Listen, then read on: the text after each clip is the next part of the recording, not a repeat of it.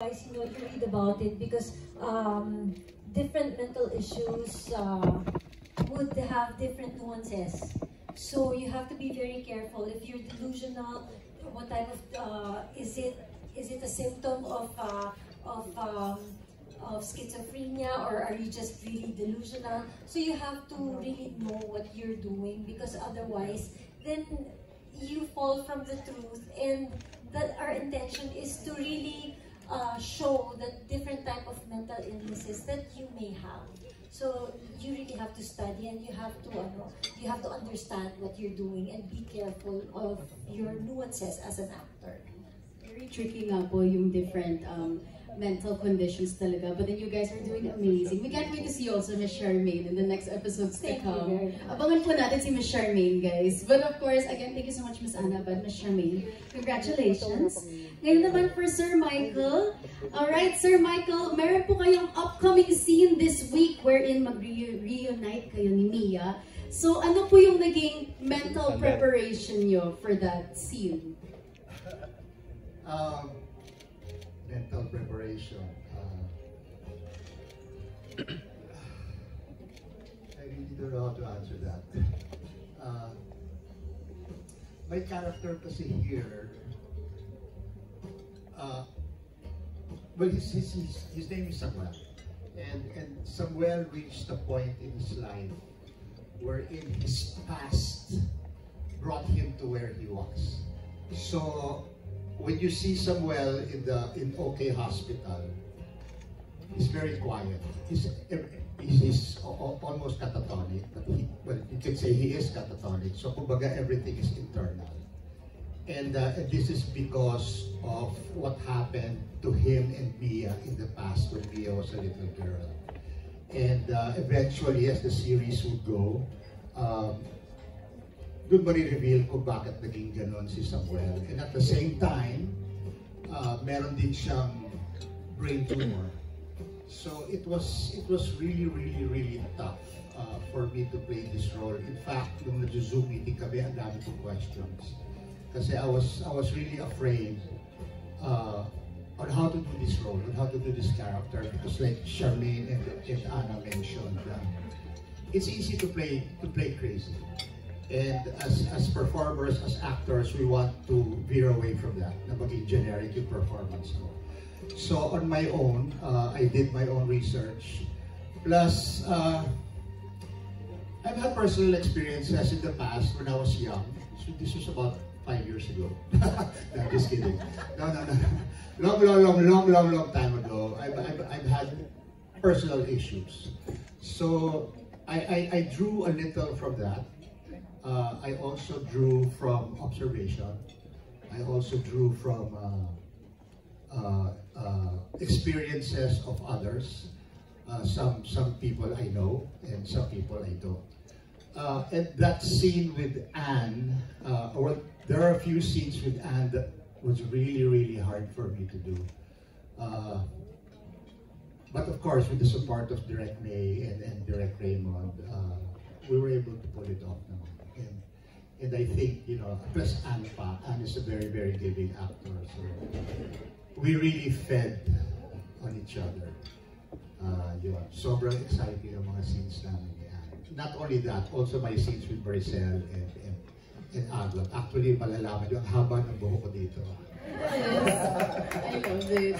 Thank you so much, Sir Michael. Sir Michael, I feel like very tricky rin po yung role ninyo since you aren't able to speak as much. Yes, that's why everything is inside, And the only time, puro mata.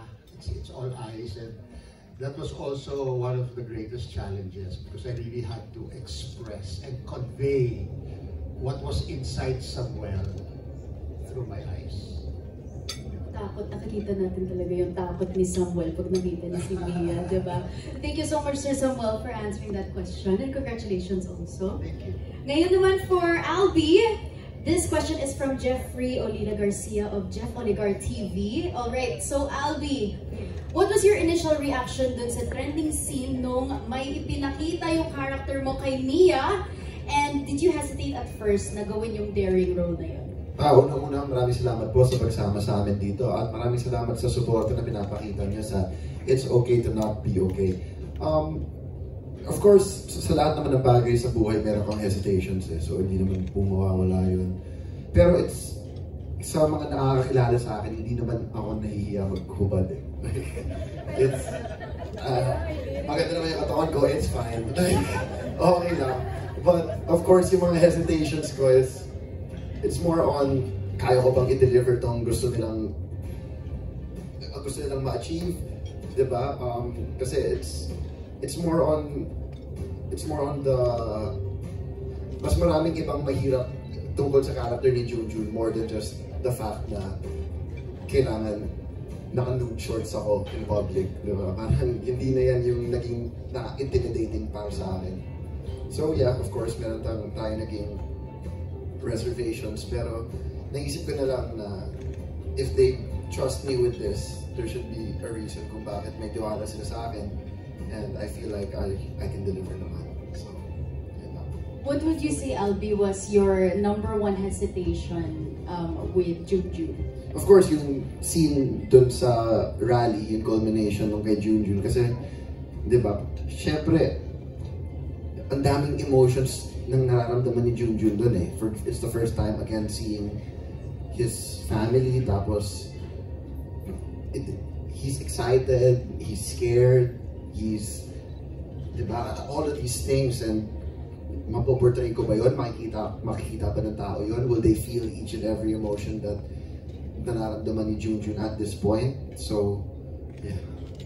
Thank you so much, Albi. Thank you. It's so nice seeing yung role ni Albi dito sa It's Okay to Not Be Okay after Ahia, diba? Sa Can't Buy Me Love. Kaya thank you so much, Albi. Ngayon naman for Kao. Hello, Kauri. Diba? Okay, so Kao, ito yung question. May pressure ba na ang katapat mo sa serye na to is si Ann Curtis? Ang laki naman ng word na katapat. Tapos Ate Ann pa, so big name. Yeah, may pressure. Sobrang laki yung pressure. Alam to ng lahat. Pero, anong pinanood ko yung series, parang nakita ko nga na may mga physikalan, ganyan. So parang ako, paano ko ba siya gagawin? Hindi naman ako ganun real life. Pero nung ginagawa namin siya, Ate Ann was very supportive.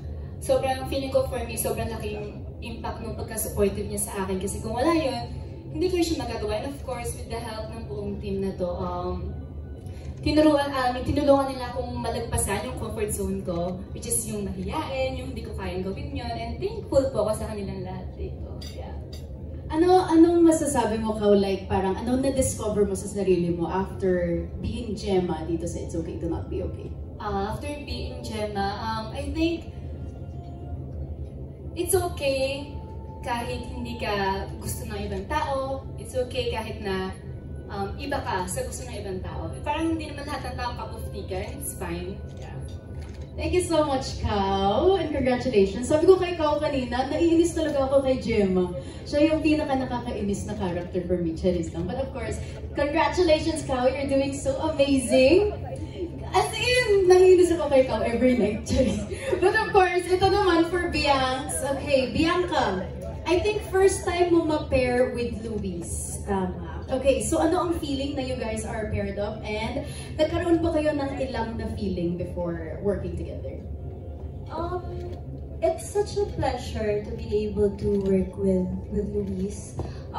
I think it's my first time working with a child actor as my on-screen partner, and Luis is very professional. As in, I remember the first scene that we had together. Parang naalala ko, natulala lang talaga ako. Sabi ko, totoo ba ito? Nakakapagbatuhan ako ng linya sa kanya because he's really good, and you know, I've been a fan of his work even before. So, up until now, sobrang grateful ako sa kanya at sa mga natututunan ko galing sa kanya during taping, habang nasa eksena kami, madami akong napipick up sa kanya.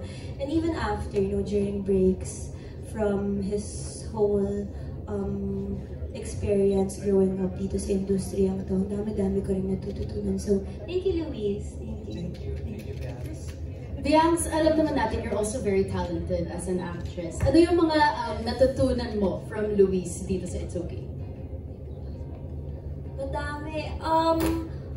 I think one is to be really patient with your scenes. Yung role ko kasi dito, sobrang bigat. So, lahat ng eksena natin direct halos lahat iyakan. And I know that's not easy for Luis also kasi syempre kailangan niya akong saluhin. And even, during the scenes, lagi niya akong sinasalo. He always makes sure na before and after he's there. And he always reminds me to be patient with myself and my emotions. That. Thank you so much, Briangs, and thank you also to Luis for taking care of our Bianca.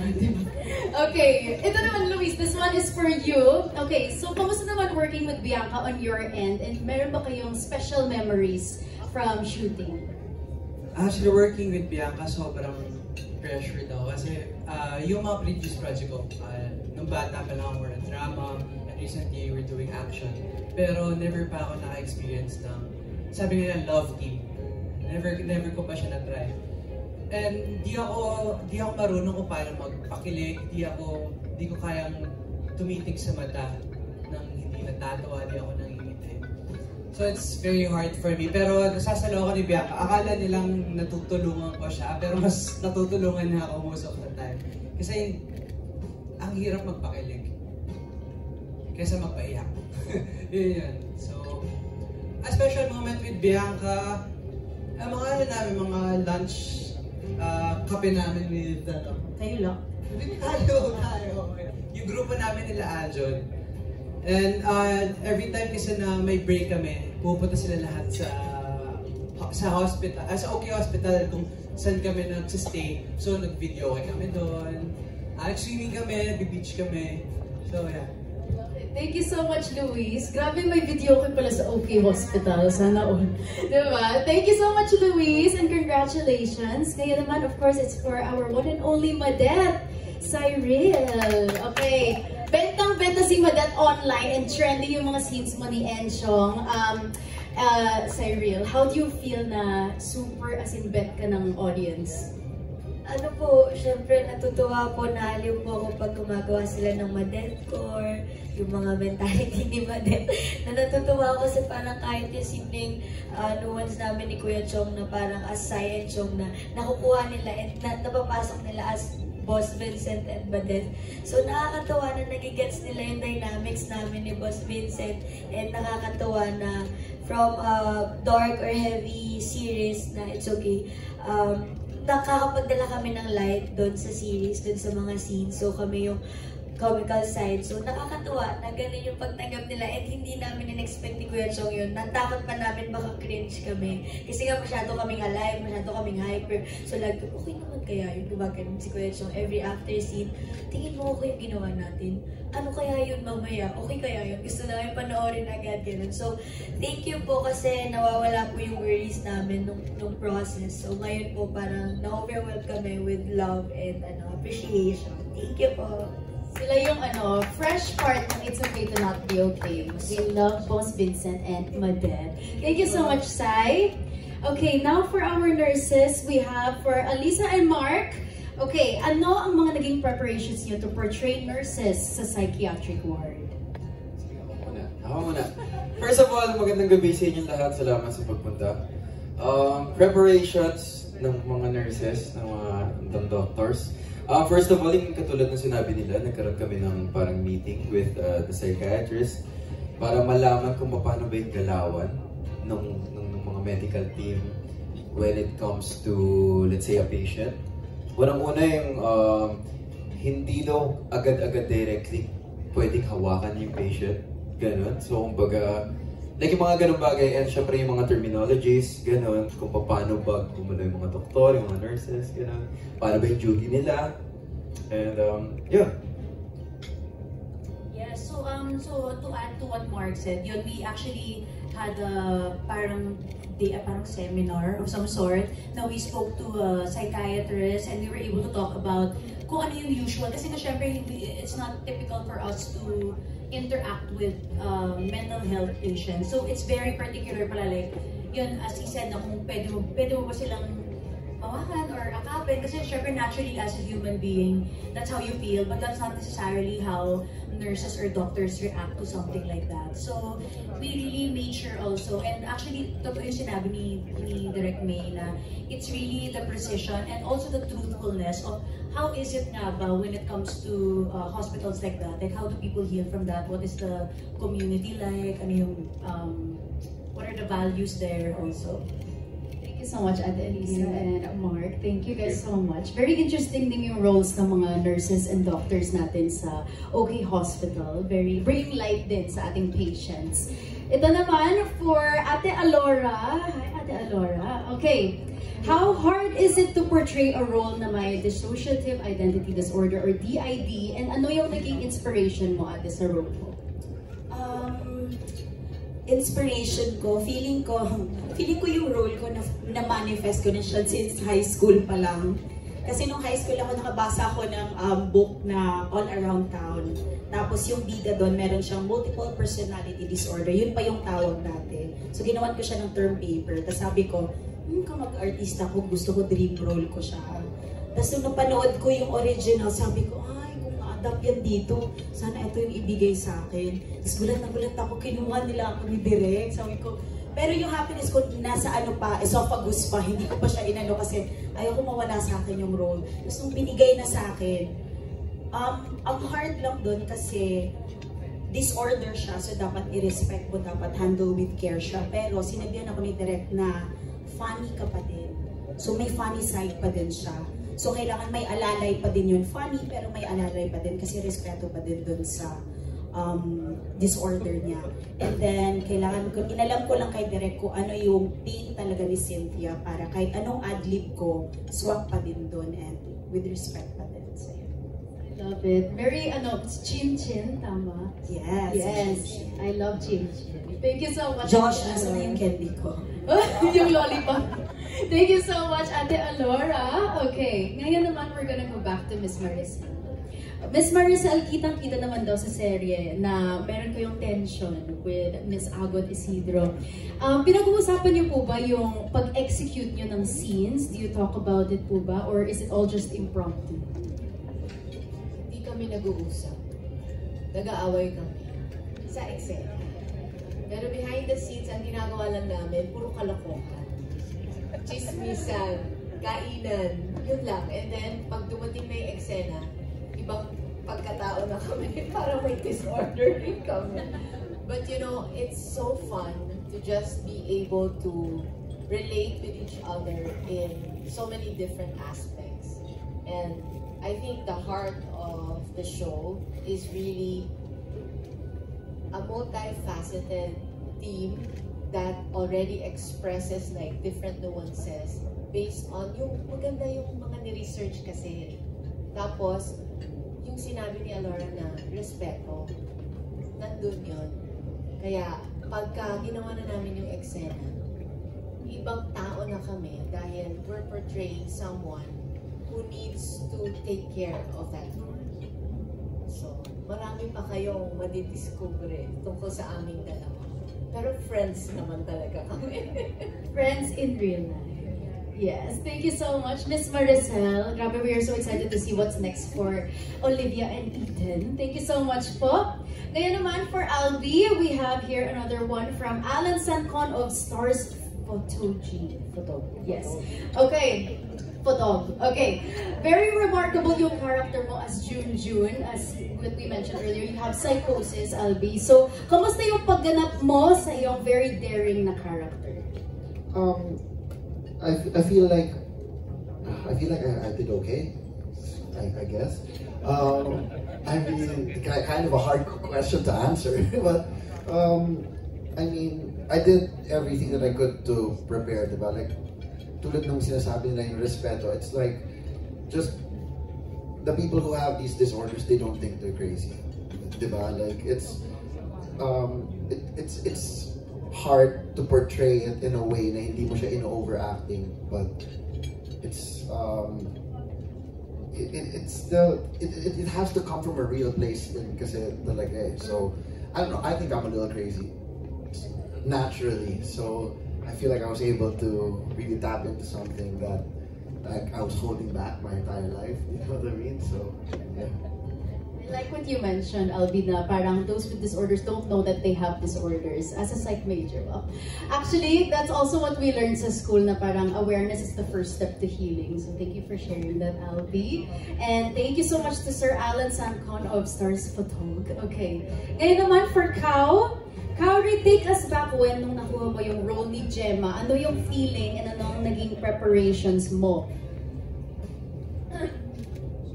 Nung nakuha ko po yung role ni Gemma, actually wala po akong idea na yun yung gagawin niya. Not until sinabi po sa akin na yung role ko is yung parang katapat niya ni Ate Ann. So parang, totoo ba direct na bibigyan niyo sa akin to? Kasi first ever teleserye ko to. Never pa ako nag-teleserye sa buong buhay ko. So, ang laki ng pressure sa akin, ang laki ng takot. Natakot na baka hindi ko siya magawa kasi alam ko rin yung series na to. Parang ang laki ng impact niya sa viewers. But with the help naman nila Direk, nila Josh, actually sobrang grateful niya ako kay Josh kasi mahihayin naman talaga ako at first. Pero yung mga unang eksena ko, siya yung ka-eksena ko, chinika-chika niya ako para mawala yung eksena. Pero I think sobrang laking tulong doon para magkaroon ng at least dynamics na medyo mas smooth yung batuhan namin dalawa. So yeah, importante rin for me yung parang meron kaming relationship behind the scenes para mas makatulong din sa characters ko. Yeah. Love it. First teleserye and you're doing so great, Kao. Congratulations. I love it. Okay, ito naman for Luis. We are going back to Luis. Sunod-sunod ang mga big projects mo. So how do you feel na nakakasama ka sa mga big projects like this? Very, very grateful po na after everything, nandito pa rin tayo simula bata. Napagdaanan natin yung awkward stage na wala kang makuha ang project kasi hindi mo alam kung saan ka nila ilalagay. Alanganing bata, alanganing teenager, hindi pwede pang matanda na yung itsura. So it's good to be back at thank you sa ABS-CBN, kapamilya, kasi naalagaan nila yung mga child actors na nagsimula sa kanila ever since. So very, very grateful. Love it. Thank you so much, Luis. Grabe. We can't wait to see more from you, of course, in your next projects to come. Ngayon naman for Bianca. Okay, Bianx, our question is from Jeffrey Olila Garcia of Jeff Oligar TV. Are you still flattered, Bianx, or overwhelmed kapag sinasabihan ng mga netizens na may resemblance ka with Miss Ann? Yes. Hindi, actually, kinikilig talaga ako pag sinasabihan akong yan. As in, sobra. Parang feeling ko nabubuhay yung kaluluwa ko pag sinasabihan ako yan. But honestly, there can only be one Ann Curtis and nobody can ever compare to her. Second, sorry, kanina pa kasi ako mababash kasi ako kapag hindi ko ito nasabi. Babalik tayo sa question ko. Si Luis pala yung second na child actor na nakatrabaho. Sabi ko kasi kanina, wait, sorry, may mali. Sabi ko, ako nga, first, second, siya pala yung second. Okay, anyway, going back. Asan tayo? Hindi ako makakatulog kung hindi ko yung sinabi. Yes, okay. Ito naman yung next question for you, Bianx. Okay, after the Ann lookalike remarks, syempre dito naman, let's go to PBB naman, Bianx. Ano yung mga natutunan mo daw sa PBB stint mo that helped you with your personal life and your career? Ang